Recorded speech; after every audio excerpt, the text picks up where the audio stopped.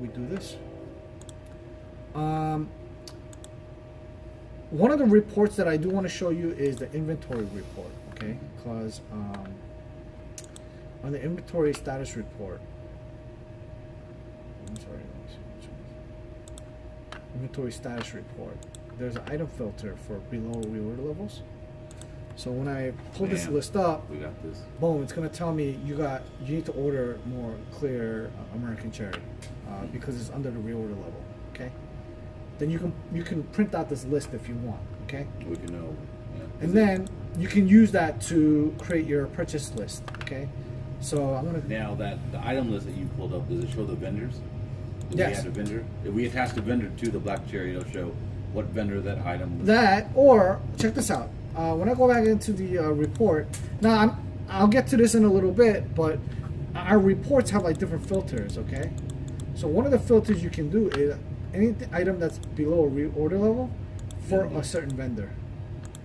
That's easy. Then, The salesman comes tomorrow, I pull up this report. That's right, you're gonna go to here. Give it to him with the quantities I need, and bam, my order's Yeah, done. yep, that's So right, much easier.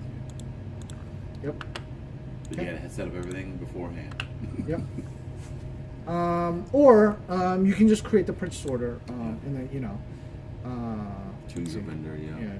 then scan an item you need, and then right now we have 100. I need 50 more, right? And then you put in the cost. It's gonna already have the cost for you, but add.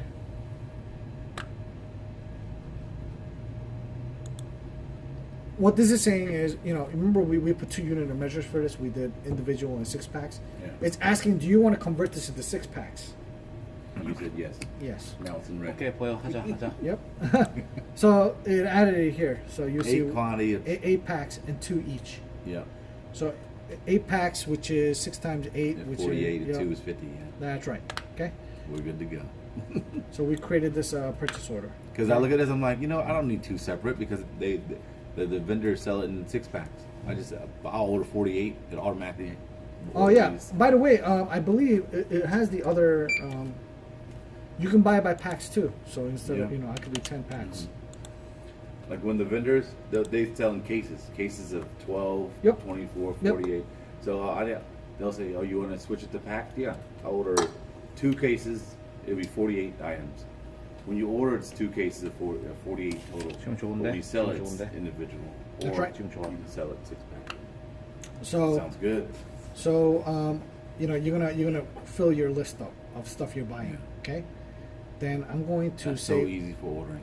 I'm gonna save this. Okay. And you'll notice there's a purchase order here that's on hold. Okay. Once I can always go back and edit and add more items. Okay, because you might not do this in one sitting. Yeah. Once you're good to go, like you feel like okay, like this is you can print it. Okay, or I can preview it. Okay, and this is what the That's what I give to the vendor. That's right. All of your items that you're buying. Reed Brothers comes, yep, here's my order. And they'll be so happy because then they're here for like a couple minutes and they walk around, check their products. Mhm. I got damaged goods for you to return, whatever. We're good That's to right. go. Yep. And then you give them that, right? And then they go home and process the order, send them That's the right. invoice. And you can always search your purchase orders here, and you'll see that same purchase order, which was on hold before, is now in the process of processing, right? Okay. And then let's say you receive your goods now. Shipment comes in, right? Then you're gonna go back into purchasing. You're gonna go to search purchase order. You're gonna find that purchase order, and then you're gonna receive the selected order. Receive it in when it comes Boom. in a week later. And then what you're gonna do is now you're gonna do a count. Okay, you should be getting 18 6-packs and 2 individual. You're gonna tell the system what you're getting. Okay, so 18 6-packs and 2. Yeah, I counted 2. Boom. Next, right? You're down the line. down the line. Okay, Then you can verify that your order was correct or what they sent in. that's right. Then I'm gonna go to save. And then I'm gonna update my inventory. And by the way, there's a little nifty option here to convert to item list, which means this purchase order, let's say you're gonna repeat it again often, then you can just convert this to item list. The next time you do a purchase order, instead of filling up the items again, just copy that list. Yeah, I'm ordering the same exact thing I ordered Yep, last time. that's right. That's what this item list is for. Yeah, Okay. that's good. That's good. So once I've completed this, I'm updating my inventory. Yes. When I go back into inventory and I look up this item, I should have like a bunch now. 210. Yep. There you go. Okay. So that's purchasing. So if you think about it, the workflow was we created a purchase order, we processed it, like we sent it out. Yeah. Then once the Received goods order. came in, we converted that into a received order. We did a count, and then we updated our Update inventory. inventory. Right? That's easy. Now, I told you some people skip the whole creating purchase order step, and they just phone it in. That's what, hey, tomorrow can you send me blah blah blah blah blah, blah right? Yeah. Okay, hang up. Tomorrow, goods come in. You can just go directly into create a new received order, and all you're doing here is scan how many, scan how many, scan how many, and then Yeah. boom, you save and update inventory, right there. Bam. So you can use either methods. Like the meat, we'll probably do it that way, but the dry foods purchase order, so I can give that list to the salesman. Because the meat and produce, we call it. Because if we order today, it comes tomorrow. But dry foods, we give it to the salesman when they come in, they process it, they ship it out. We probably get it next week, Yep. and so it's a lot easier.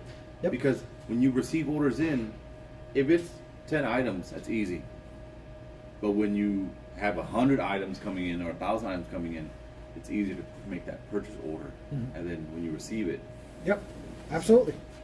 So I've seen people do it a couple ways where first they go into reports, they pull out the list of stuff they need to order, then they go with the salesperson, they walk around the aisles and see how many they really need to buy, right? Then they just fill it in with their pencil. And then they either give that to the salesperson, or they'll come back in here and they'll create an official purchase order, yeah, print it out, give it to the sales guy, or they fax it in, and then we do a lot of faxes. yeah. So that's up to you. Okay. Yeah. That's purchasing. Let's see here. What am I missing here? We did miscellaneous, right? Bookshelf. Maintenance.